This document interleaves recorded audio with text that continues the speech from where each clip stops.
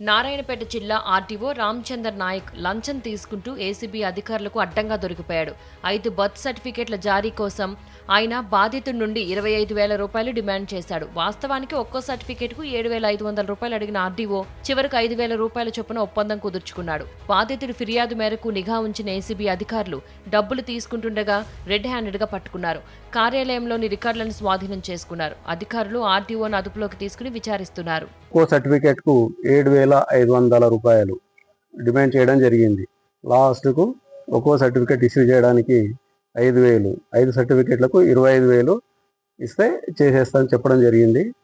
అట్టి సందర్భంలో ఈరోజు 25,000 రెడ్ హ్యాండెడ్గా తీసుకుంటూ ఆర్డీఓ నారాయణపేట్ శ్రీ పి రామచందర్ గారు పట్టుబడడం జరిగింది. ఆయనను అదుపులోకి తీసుకొని విచారించడం జరుగుతుంది. ఎవరైనా ప్రభుత్వాధికారులు ప్రజల నుంచి లంచంగా డబ్బులు డిమాండ్ చేసినట్లయితే ఏసీబీ టోల్ ఫ్రీ నంబర్ 1064 కానీ, వాట్సాప్ నంబర్ కానీ, సోషల్ మీడియా ప్లాట్ఫామ్స్ అయినటువంటి ఫేస్బుక్, ట్విట్టర్ మరియు క్యూఆర్ కోడ్ ద్వారా తెలియపరిస్తే ఫిర్యాదుదారుల యొక్క వివరాలు గోప్యంగా ఉంచి సంబంధిత అధికారులపై విచారణ చేసి చర్య తీసుకోవడం జరుగుతుంది.